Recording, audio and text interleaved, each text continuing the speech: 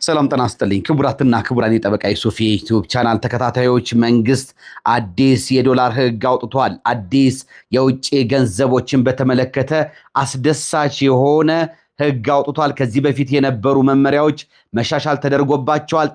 ጠቃሚ የሆኑ ነጥቦችን ይዟል። አንድ በአንድ ምነግራችሁ ነው የሚሆነው።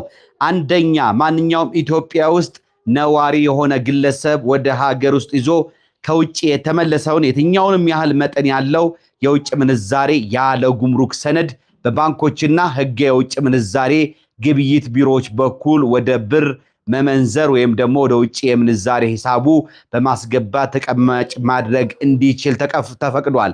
ከዚህ በፊት እንግዲህ አንድ መንገደኛ ከውጭ ሀገር ሲመጣ እንግዲህ በህግ ከተፈቀደው መጠን በላይ የውጭ ሀገር ገንዘብ ከያዘ አየር መንገድ ላይ ለጉምሩክ በማስመዝገብና ያንን ሰነድ የመያዝ ግዴታ አለበት። ይሄንን ሳይዝ ሲንቀሳቀስ ከተገኘ እንግዲህ በወንጀል ይጠየቃል። ሁለተኛ ደግሞ የያዘው የውጭ ሀገር ገንዘብም ይወረስ ነበረ። ሌላው ሁለተኛ፣ ኢትዮጵያን ህጋዊ ሰነድ ለባንክ በማቅረብ መጠኑ ከ3000 የአሜሪካ ዶላር ያልበለጠ የውጭ ምንዛሬ ከሀገር ውጭ ለሚኖሩ ዘመዶቻቸው እገዛ እንዲውል ከሀገር ወደ ውጭ ማስተላለፍ የሚችሉበት ስርዓት ተፈቅዷል። ከዚህ በፊት ይሄ አልነበረም። ኢትዮጵያውያን እንግዲህ ውጭ ሀገር ለሚኖር ልጃቸው ሊሆን ይችላል፣ የትዳር አጋራቸው ሊሆን ይችላል፣ ሊያስፈልግ ይችላል፣ ብር ለትምህርት ሊሆን ይችላል፣ ለሆነ ነገር መግዣ ሊሆን ይችላል፣ እንደዚሁም ለሕክምና ሊሆን ይችላል እና ከዚህ በፊት አይፈቀድም ነበር። አሁን ግን አንድ ከኢትዮጵያ ውጭ ልጁን የሚያስተምር ልጅ ወይ ባለቤቱ ያንን ህጋዊ ሰነድ ማቅረብ የሚችል ሰው 3000 አሜሪካን ዶላር ያልበለጠ ወደ ውጭ ሀገር እንዲልክ እንግዲህ ተፈቅዷል ማለት ነው። ሌላው ኢትዮጵያንና ትውልደ ኢትዮጵያን ቀደም ሲል የውጭ ምንዛሬ ቁጠባ ሂሳብ ለመክፈት ይጠየቁ የነበረው አነስተኛ 100 የአሜሪካን ዶላር አሁን እንዲቀር ተደርጓል ማለት ነው። ከ100 የአሜሪካን ዶላር በታችም የውጭ ሂሳብ መክፈት ትችላላችሁ።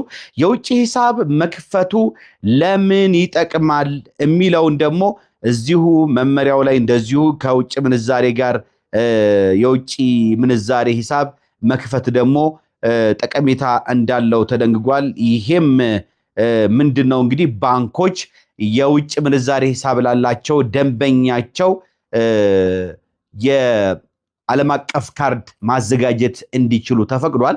ይሄንን እንግዲህ ባንኮች የውጭ ምንዛሬ ሂሳብ ላላቸው ደንበኞቻቸው ለውጭ ሀገር ክፍያ ኤሌክትሮኒክስ ግብይትን ጨምሮ የሚያገለግል ዓለም አቀፍ ካርድ ማዘጋጀት እንዲችሉ ነው የተፈቀደላቸው። ይሄ እንግዲህ ከውጭ ሀገር ዕቃ ለምትገዙ የውጭ ሀገር ክፍያዎችን ለምከፍሉ ትልቅ እፎይታ ነው። ሌላው የአገልግሎት ላኪዎች ከውጭ ንግድ የሚያገኙትን የውጭ ምንዛሬ ሙሉ በሙሉ በሪቴንሽን ሂሳባቸው ያለምንም ጊዜ ገደብ እንዲይዙ ተፈቅዶላቸዋል ማለት ነው። ከዚህ በፊት የውጭ ምንዛሪያቸውን በሪቴንሽን ለአንድ ወር እና እንደዛ ገደብ ነበር ማስቀመጥ የሚፈቀድላቸው። ነገር ግን አሁን ያለምንም ጊዜ ገደብ ማስቀመጥ ይችላሉ። ያ ማለት የዶላር ምንዛሬው በሚጨምርበት ወቅት ጠብቀው መጠቀም ይችላሉ ማለት ነው። ሌላው እንግዲህ ማንኛውም የውጭ ምንዛሬ ሂሳብ ያለው የባንክ ደንበኛ ህጋዊ ሰነዱን ሂሳብ ለከፈተበት ባንክ በማቅረብ ቅድም የነገርኳቸው እንግዲህ የውጭ ምንዛሬ ሂሳቡን በመጠቀም ለትዳር አጋርና ለልጆቹ የትምህርት፣ የሕክምናና የጉዞ ወጪ ክፍያ ማድረግ ይችላል።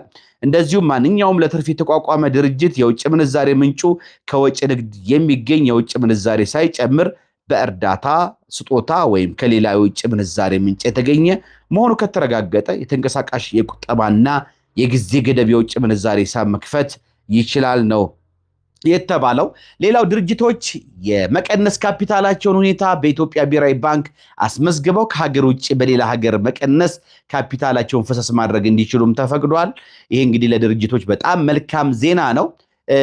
ሌላው እንግዲህ ባንኮች የፎርዋርድ የውጭ ምንዛሬ ግብይት ያለ ኢትዮጵያ ብሔራዊ ባንክ ማረጋገጫ ማካሄድ እንዲችሉ ተፈቅዷል። በፊት ባንኮች እንግዲህ የፎርዋርድ የውጭ ምንዛሬ ግብይት ሲያከናውኑ ብሔራዊ ባንክን ያስፈቅዱ ነበረ፣ ግዴታም ነበር፣ ማስፈቀድ ነበረባቸው። አሁን ግን ተፈቅዷል። ሌላ የውጭ ቀጥተኛ ኢንቨስተሮች፣ ኤምባሲዎችና በሀገር ውስጥ የሚሰሩ ዓለም አቀፍ ተቋማት የተራድኦ ድርጅቶችን ጨምሮ ያለ ኢትዮጵያ ብሔራዊ ባንክ ማረጋገጫ በባንኮች የውጭ ምንዛሬ ሂሳብ መክፈት ይችላሉ ነው የተባለው። ከዚህ በፊት ብሔራዊ ባንክ ፍቃድ ማግኘት ነበረባቸው።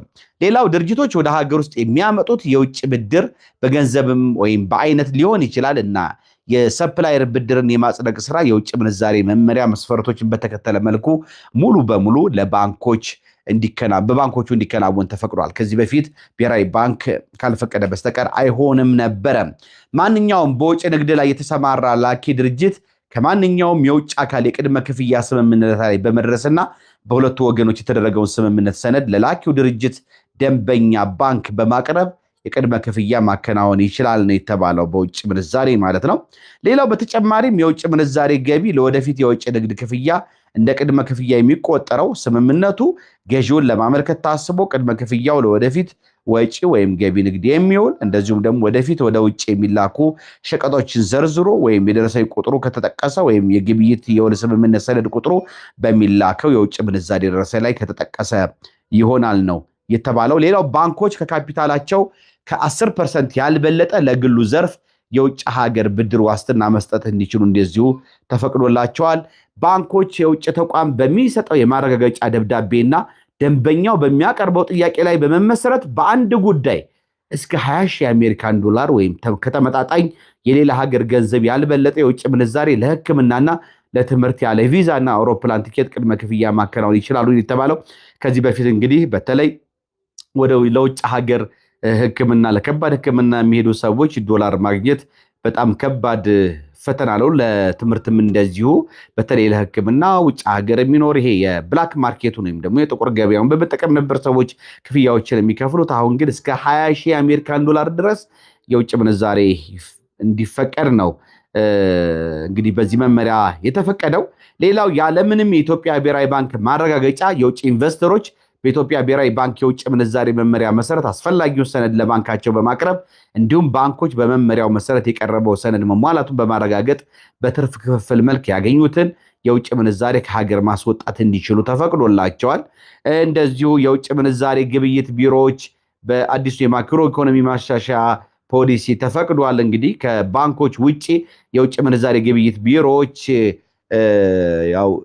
የውጭ ሀገር ገንዘቦች እንዲያገበያዩ ተፈቅዶላቸዋል። እነዚህ ቢሮዎች እንግዲህ የገንዘብ ፍላጎት ካፒታል የበለጠ ለማጎልበት በማሰብ የኢትዮጵያ ብሔራዊ ባንክ በፍቃድ አሰጣጥ ወቅት የሚያዘውን ተቀማጭ ገንዘብ 1 ዓመትና ከዚያ በላይ በስራ ላይ ለሆኑ የውጭ ምንዛሬ ግብይት ቢሮዎች 30 ሚሊዮን ብር እንዲሁም ቢያንስ 6 ወራት በስራ ላይ ላሉ ደግሞ ቢሮዎች 15 ሚሊዮን ብር ተመላሽ አድርጋለሁ ነው ያለው። ሌላ የውጭ ምንዛሬ ግብይት ቢሮዎች በእጃቸው የሚይዙት ጥሬ የውጭ ምንዛሬ ገንዘብ ቀደም ሲል ከነበረ ካፒታላቸው 10% ነበረ መያዝ የሚፈቀድላቸው። አሁን ግን 25% መያዝ እንዲችሉ ሆኖ ተሻሽሏል። ከዚህ በላይ የሆነ ትርፍ የውጭ ምንዛሬ ገንዘብ ለባንኮች መሸጥ አለባቸው ነው የተባለው። ሁሉም የውጭ ምንዛሬ ቢሮዎች እንግዲህ አስፈላጊው ሰነድ በመጠየቅ ለቪዛ፣ ለፓስፖርትና ለፈቃድ እድሳት ጥሬ የውጭ ምንዛሬ ሽያጭ እንዲያከናውኑ የተፈቀደው። ውድና የተከበራችሁ ፕሮግራም ተከታታዮች እነዚህን የተሻሻለውን የውጭ ሀገር ገንዘብን በተመለከተ ዶላርን በተመለከተ የተሻሻሉትን ብሔራዊ ባንክ ያወጣቸውን አዲስ የዶላር መመሪያዎች የውጭ ሀገር የገንዘብ መመሪያዎች ልንገራችሁ ብዬ ነው። መልካም ጊዜ እንደሆነላችሁ እመኛለሁ። ባባይ